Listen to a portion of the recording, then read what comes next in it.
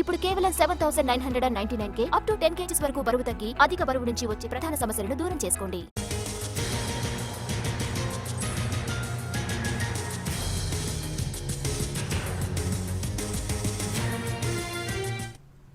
ఉత్తర భారతాన్ని పొగమంచు కప్పేసింది. రోడ్లన్నీ దట్టమైన పొగమంచుతో నిండిపోయాయి.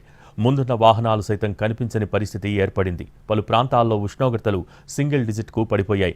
దేశ రాజధాని ఢిల్లీలో పొగమంచుకు తోడు చలి తీవ్రత రోజురోజుకు పెరిగిపోతోంది. దీంతో భారత వాతావరణ శాఖ రెడ్ అలర్ట్ ప్రకటించింది. ఢిల్లీలో పొగమంచుతో 110 విమానాలు ఆలస్యంగా నడుస్తున్నాయి. మరోవైపు ఢిల్లీకి రావాల్సిన విమానాలను దారి మళ్లించడంతో ప్రయాణికులు ఇబ్బందులు పడుతున్నారు.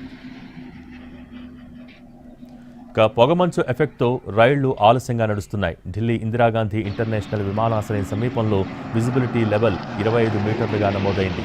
పంజాబ్, హర్యానా, ఢిల్లీ, ఉత్తరప్రదేశ్, మధ్యప్రదేశ్లో పొగమంచు తీవ్రత మరింత పెరిగే ఛాన్స్ ఉందని వాతావరణ శాఖ తెలిపింది.